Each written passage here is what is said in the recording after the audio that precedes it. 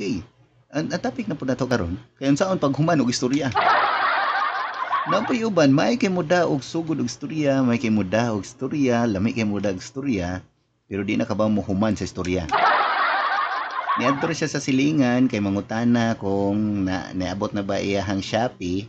Dayon nauli siya alas 5 sa gabi pero alas 8 pa siya sa buntag dito.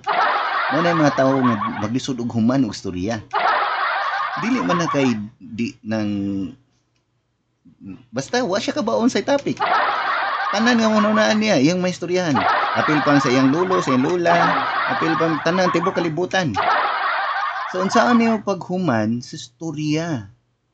Labi na ganahan ka mulakaw, no?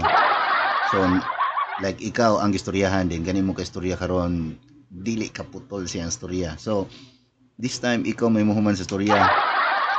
Like ikaw nakailakaw kading istorya wa. So sa inyo kayo. Duha lang ka advice akong ihatag or tip. Dili ko expert ani pero mo ni akong gibuhat usually. So una is be honest. Be honest. Kanang bay, kanang pwede unya na nato tiwason ni istorya kay napanggugoy lakaw nagdali magugo. Oh, di ba? Kat dayon. Pero kung di ka gananan na kay murag paminaw nimo maikog ka kay maikog ka nga mainsulto siya or malain siya nga ikaw bahalag magkalisod ka. Another way nga unsaon pagputol sa istorya. No? Joke. Putla og joke.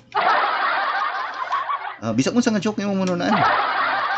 Nga maingon di kagalit. Wa na kitay klaro ani manguli na tay. Oh, no, singa na ra. I hope makuha na nimo. Kung di nimo makuha, sorry po.